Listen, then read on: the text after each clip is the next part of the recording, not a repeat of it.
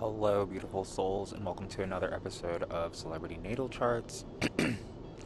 Today, we're going to be looking at the natal chart of Dave Chapelle, born Washington, D.C., United States, August 24th, 1973, at 8:46 a.m. Birth time accuracy excellent.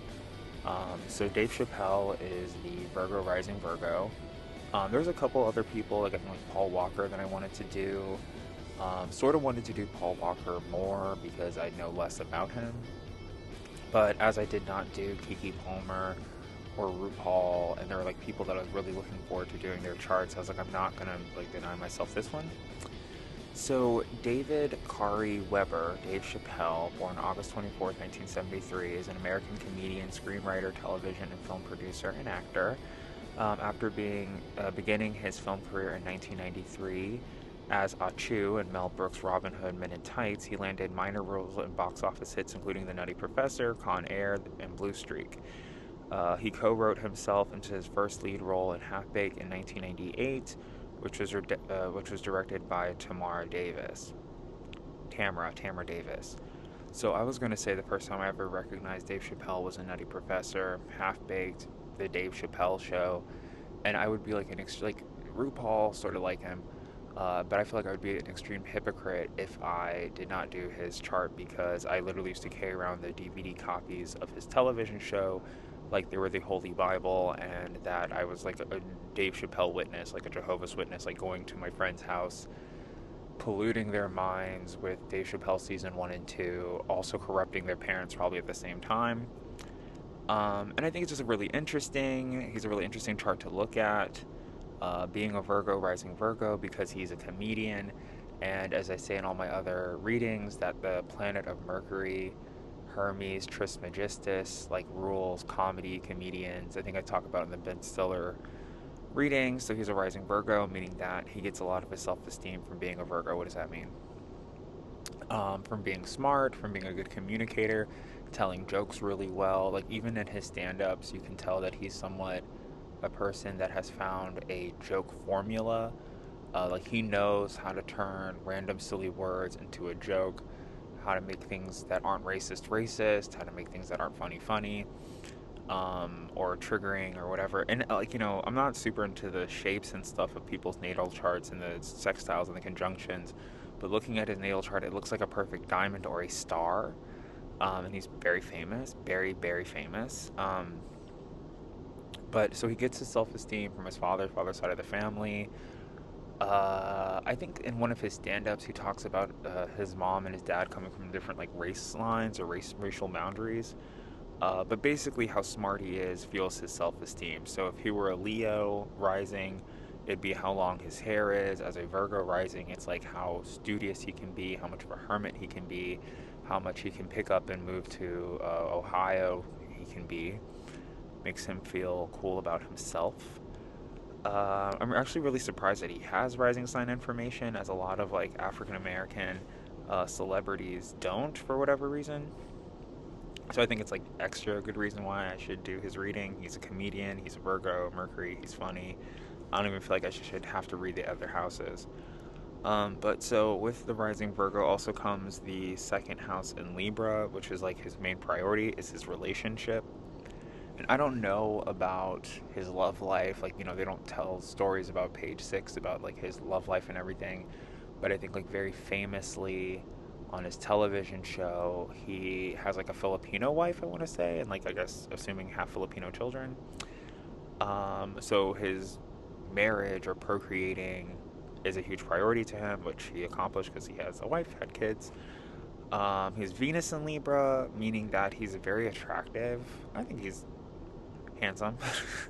I don't know. Like if I looked at his chart versus looking at his face, it's like, okay, he's like very attractive, I mean, he's Dave Chappelle, very attractive, no matter what he looks like people are attracted to him. Everybody from DC I know has a story about either like meeting him or seeing him, and he was like driving around in a big white van for a while after the Chappelle show ended. And maybe I'm doing this video as a backdoor brag to talk about when I met him, which I'll do that now. Screw his natal chart. I was like at work. I was working at Starbucks, and he like came in And one of my friends working there was like, "Oh, this guy's like," he's like, "This guy is like your hero." As I was saying, like I would go around with the 2 seasons of his television show, making corrupting and polluting everybody's mind with it. And I was like, "Who is this?" I was like, "Oh, he must be some like wizard or something." Such a DC thing to say. Must be a witch or a wizard, like a Washington wizard, because he had muscles. I was like, "It's some like athlete jerk face." And it's so funny because he didn't like cough or say anything. He just kind of made like a noise, like a Dave Chappelle noise, and like it clicked in my head, and I was like, "Oh my god, this is Dave Chappelle." And I froze up and I asked him for his autograph, like a noob and a weeb. So that's my story about me and him being a Libra. I guess it was like magnetic. I was like, his Uranus in Libra, Pluto in Libra as well on his second house. So like I said, the Venus in Libra is very attractive. Finances are very attractive. Uranus in Libra says to me that um, Libras knock down boundaries for him. So the only old timey Libra I have committed to my memory is like Will Smith, Frankie Lyman. I kind of hate saying his name because his spirit is very much not at rest. Um, but like Frankie Lyman. I don't know Chuck Berry's sign. I want to say Chuck Berry's in Aries, but I could be confusing him with anybody else. But like things like that, like performers, especially supposedly his mother being white or whatever. It's like I saw this clip of like Chuck Berry with Mos Def, who I think they're friends from the television show, right? Like Mos Def is playing Chuck Berry, and all of the Chuck Berry music's like country western. So I guess he sounds white on record. And then his posters, they have him like basically in whiteface. So then when he shows up to the gig, they're like, "Who is this guy?" And I know that was a huge issue for Frankie Lyman as well. Like on the Ed Sullivan show, like people's like faces are literally like reviled and disgusted because they thought he was a white person or like a girl almost. His voice is so light. So basically, he should give up doing comedy and he should sing like Chuck Berry and Frankie Lyman. I mean, he might be asked to play in a movie if movies still use actors in 5 or 10 years. They're not all replaced with like AI CGI models. Pluto and Libra. Um, so it's like he's really good at attracting change. So if you're like a tap dancer or something on the street, this is a really good position to have because people are throwing their change at you. Um, I don't remember where he was during the Obama campaign, but like change, hope and change. He's really good at attracting those concepts as nuance and not and as abstract as those concepts are. But he did sort of like implement social change as he was sort of like a power was still is has the potential to be a powerhouse where he was doing sketch comedy, the Chapelle show, with his biggest competitors being Saturday Night Live and Mad TV. So he's kind of you know a major player. But that's Venus and Libra, really good at attracting relationships, good at picking them. Uranus and Libra's knocked down a lot of doors for him. That's the thing about Uranus. It's very like civil rights. It's very like save the whales. So like if he were a whale, somebody would have saved him. Pluto is about change, death, life, birth, and taxes, which I think he has. Relationship, birth, taxes all seem to be dealt with. Doing stand-up things on Netflix and everything. I don't think he's hurting for money. Okay, so that's his second house. Maybe he is. We spent a lot of time there. Is the third house in Scorpio. So third house in Scorpio once again does kind of talk about like civil rights. It's somebody who talks about revenge. So this might not be necessarily from the civil rights movement. He's expressed a lot of things. The first episode dealing with like bigotry and the KKK, and so he talks about like I guess like the player haters travel in time and they go visit slavery times. So those things are on his mind. I wouldn't say that he's like most deaf or like a backpacking comedian per se, where it's like you go watch his stand up and he's gonna like yell at white people for 45 minutes.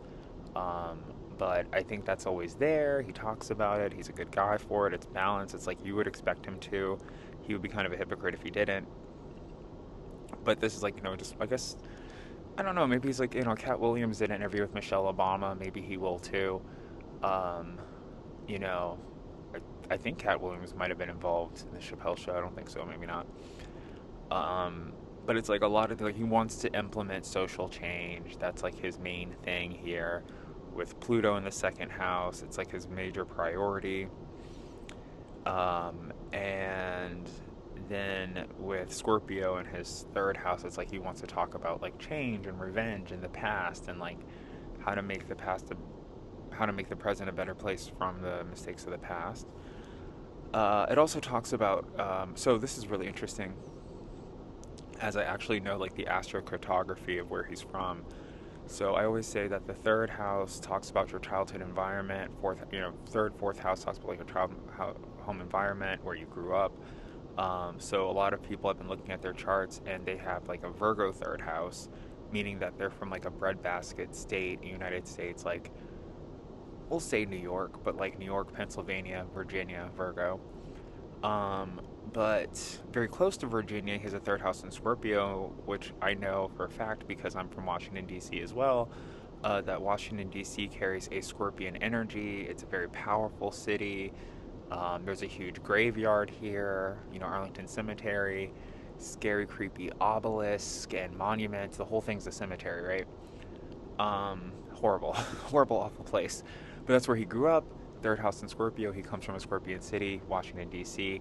I mean, he could be from Akron, Ohio, and just says that he's from D.C. to be like an edgy comedian, like D.C. Benny. But it is what it is. But so fourth house in Neptune, fourth house in Sagittarius with also Neptune. So as I say, Neptune is the tuning fork or the TV antenna that gets you onto television. So Tamra Davis might be a Sagittarius. Um, I should know Mel Brooks' sign. I know that Eddie Murphy is an Aries. I'm smart. I have no idea. I don't know who Mel Brooks' sign. I don't know Martin Lawrence's sign. But somebody who's a Sagittarius is like really good to him. It could be his mother, could be a Sagittarius, or come from a very Sagittarian family. But the thing why this is like synchronistic to him being from DC, Scorpio Sagittarius, is that his childhood environment somewhere spooky, creepy, and morose, and Edgar Allan Poe, which is I know is Maryland, but a childhood environment somewhere very Edgar Allan Poe, but also very competitive. So like spooky, creepy city, and not to say that living in New Orleans or I don't know what else is a creepy place, Amityville Horror, or Salem, Massachusetts isn't like spooky or creepy, but Salem, Massachusetts, New Orleans may not be as competitive. As New Orleans is like down south, people are nicer. I guess it's hot, they're lazy from it being so hot. Whereas like DC, it's cold. It's like a more northern city, so it's like creepy voodoo, necromancy stuff going on here. Ask Hillary Clinton, and but it's also competitive. Like the rent is due, so it's like you might have come up here to do voodoo with the Washington Monument, but like rent is like $4,000 a month. Competitive. He could be also competitive for the intention of his mother. I don't know how many siblings he has or doesn't have. But I was really, I'm kind of like ranting. I'm sort of like in a public place with like a giant windmill or AC unit above me. But I just really wanted to say, didn't even want to do his whole chart. I should have done Paul Walker. But I just wanted to say it's synchronistic. He's a Virgo rising Virgo. He's one of the most prolific comedians since Don Rickles, since Rodney Dangerfield, since Dr. Katz or whatever his name is. Not Eugene Levitz, but you know what I'm talking about. Dr. Katz or The Critic, the guy from The Critic who was on Saturday Night Live. But he has a fifth house in Capricorn, so the fifth house talks about like obstacles or distractions that he has in his life, which is in Capricorn. So it says like business is an obstacle for him. So, very famously, he gave up a really large, like, multi-million-dollar deal to do this third season of the Chapelle show, which could be because of a lack of business acumen. Like, maybe he was afraid of large amounts of money or having to be like, not being a cast member on Saturday Night Live, but actually being Mr. Saturday Night. And, Charlie Murphy's and Dwayne, or what's his name? I want to call him Dwight. Donald Rawlings, like, employer, like, he goes away, he gets sick. Charlie Murphy and Darnell Rowling are out on the street, you know what I mean? And the white guy that he writes with. I'm trying to get his name right. I could have looked it up. I actually said that I was going to pre-read his bio so I don't trip over every word, but I didn't do that. Donnell Rawlings. He's a great comedian, amazing stand-up on Netflix from a couple years ago. I think it was like from 2010, actually. But so he also has a sixth house in Aquarius. So the way that he's supposed to supersede, overcome his fears of people in suits and businessmen and being bad at business and putting Donnell Rowling out on the street is with a little help. He gets a little help from his friends, which he's a sixth house in Aquarius and also Jupiter in Aquarius. So he's very lucky to have very smart, um, business savvy, work savvy, health savvy friends. Because this is the sixth house that rules like day jobs and your physical health. So I don't know who's like bankrolling Dave Chappelle, but it might be a bunch of baristas who just like love him and contribute to him. I mean, like, it's New York. He's doing a secret show or a live late night show. Who's going to go watch? Who's going to pay $20, $40 to go watch Dave Chappelle perform? Probably a bartender, or baristas, or some Aquarius Ganymedes. You know what I mean? A bunch of Ganymedes, a bunch of people who've been kidnapped, drug dealers, I guess too, like people who've been kidnapped by the gods to serve ambrosia, support him, or give him people online, people on Reddit, give him business advice. Basically, he gets a little help from his friends, health wise, everything, and they bring him a lot of good luck and fortune. And very naturally, maybe this is me shooting my shot at him with the Virgo rising Virgo. His best love match or for marriage or his, Libra Venus positioning is Pisces. So I don't know his wife's, zodiac sign. But it says that his best partner would be somebody with like a sun, moon, rising, stellium, Venus, and Pisces. I am a sun in Pisces. You want to get married? If you would like to get married and do sketch comedy, I have a sun Pisces. It could be like SCTV. We could bring in like a whole new Catherine O'Hara into the mix, because I mean, like, Saturday Night Live is about New York, and then for like, different decades, like I would say like the 90s, it's like, haha, what if black people? And then with like the Chris Kattan era, it's like, haha, what if gay people? And then beyond that, it was like, isn't everybody from New York just like an idiot? Um, which I think is, I thought was funny at the time. And then SCTV is like, aren't people from Chicago hilarious? They like the Bears, they like the beer, they go hunting, aren't they funny? So, it could be like a third city, Washington, and then I think Mad TV was like pretty much like in LA, about LA, is about, always making fun of Whitney Houston and Michael Jackson. They were like more celebrity oriented. It'd be funny if there was like a DC comedy sketch show. I'm not giving money to it, I'm not producing it, but like it'd be something. And then Darnell Rawlings can have a job. And then maybe they'll get like Tyler Oakley or something to do a mediumship reading for him, and then maybe Charlie Murphy will have a really great last celebrity story, perhaps about Michael Jackson and Bette Midler, that he wants to share with the world, that he and his brother Eddie Murphy, that he didn't feel like he could share with the world in life. I bet Charlie Murphy is some type of Pisces. Let's actually do some research. Let's not stay ignorant forever. I want to look at I literally want to look up everybody involved in his life's zodiac sign, but we don't got time for that. So I'm not a Pisces. July 12th, which is like, I think, Cancer. I want to say July 12th, right? Yeah, Cancer. So he has a water sign, so very ethereal. Probably is like a super scary ghost right now, scaring everybody. I know I want to look at his full natal chart just to prove that he has something in Pisces. But I know that Eddie Murphy is in Aries, which does sort of make them compatible as they're like angry and pissed off people, Aries and Cancer. Like I think of Cancer as being like some type of like flower child that's like really nice to everybody. But they're like known by other people who actually talk to people and not just look at astrology as like being grumpy and mean and crabby because they're Cancers. Sun and Cancer. So Sun and Cancer. The one thing about Cancer that I do know very quickly is that reading their charts, it is their biggest priority to be famous and popular. Which I don't think that I should just do a Charlie Murphy chart. Which I don't think was his. That's not like his vibe is to be like more popular. He's like nothing in his 12th house. He's like not a Pisces at all.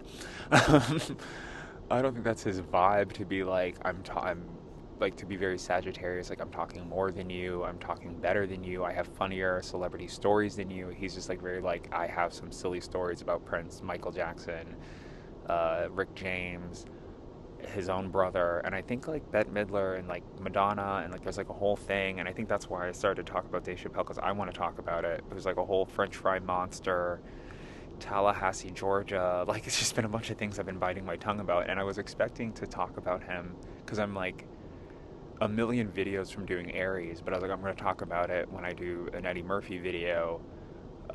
Which is like 1,000 years from now because I'm going backwards through the zodiac, but there's something there. And I did this. So apologies in the seventh house of Pisces here. Um, I did a video where it's like pretty much like trying to be like Taylor Swift's vocal coach, and I'm not a musicologist. Asked Prince. I'm not a musicologist, so I don't know all of her songs, and I was like humbled because she has like a couple songs that are really good. They're very gritty. She gets like real country and soulful, and she's a very nice person, even though I do think that she might be the devil. So apologies to Taylor Swift. Apologies to Kiki Palmer for not doing her chart. I forgot who else I was going to apologize to. Apologize to Charlie Murphy for not being a Pisces, I guess. Oh, and then doing all the Aquarius videos, I was like, I think they're going to do like some type of Friends reboot because it was like Friends, you know, Rachel Green, Jennifer Aniston is an Aquarius. Aquarius is a sign of friendship. She's a very, very famous friend. Very famous for being a friend. But I think it might be something like Living Single or Drew Carey or something that's like of that time period in that era because of Matthew Perry not being here. Okay, so that's the seventh house. Those are the people I'm apologizing to. Um, right, like a 9-year-old Taylor Swift Sagittarius is the reason why Dave Chappelle is famous or on television. So this is actually very interesting. In his 8th house of Aries, he has Chiron, which is like something I've seen. I shouldn't really compile a list of like celebrities with Chiron and Aries, because it makes me think of Saturday Night Live, Adam Sandler. He has the movie Anger Management with Jack Nicholson. And that's what it is. It's like Aries, Chiron. It's like he's really good at helping other people manage their anger and feelings and emotions where he's not doing it himself. So I guess if like Donnell Rawlings is having a diva moment and screaming at somebody, he's like, hey, like don't do that. And then he like turns around and does the exact same thing, which is sort of funny as a comedian. So that's his 7th house. That's his 8th house, sorry. So 8th house in Aries says to me that he wants to be someone of like a more angry guy. So he's a comedian. He goes out there and makes people laugh. So if Dave Chappelle were to be like face to face or toe to toe with a bunch of racists or bigots or something, I'm sure he would want to fight them or, pick up a weapon. But his weapon is his voice. He like wishes he was like a big scary military man, also from DC, which has probably dealt with a lot of big scary military people. So that is his 8th house. Wants, wishes, and desires to be like an anger management therapist, is not good at it. And his 9th house, he has Taurus. So I think that he would have a knack for living out in the country, which I think he lives like in Ohio nowadays. Talking about Drew Carey, it's like he knows how to live on a farm. He might be from like berry farms. I don't know how many farms they have in DC, but it's like he knows how to live on a farm. Maybe something to do with his father because he has Mars in his ninth house as well. So maybe his father grew up far away. Maybe grew up on a farm. Maybe one day he got so angry he just like looked up how to do farm living. With Aries there, or with Mars there in Taurus. Um, yes. Okay. So that's his ninth house, like agricultural education. Might even buy farms in other countries someday, maybe like Africa or something. Is that something he did? Or he went to Africa or something like that? I think I'm getting confused with like Oprah and like starting schools in Africa, and I think also in a sketch he married Oprah. I know more about the Chapelle show than you do. That's his ninth house, so it's like also like a very um, traditional conservative education. It doesn't say anything about his college education. I'm assuming he went to college. Might not have. They need more updated bios. I'm like, the fact that they don't list this Chappelle show on here is like wild. It's like that's like the thing he's known the most for. It's his name. His 10th house is in Gemini, so it is his destiny to be a funny, hilarious, impish man. As I'm saying, Virgo, Gemini is a sign of Hermes, a sign of Mercury. It is a sign of the comedian. I think in the Ben Stiller video, I talk about how Billy Crystal is playing Hermes in the Disney Hercules movie because it's hilarious because he's a comedian and that's what Hermes Trismegistus does.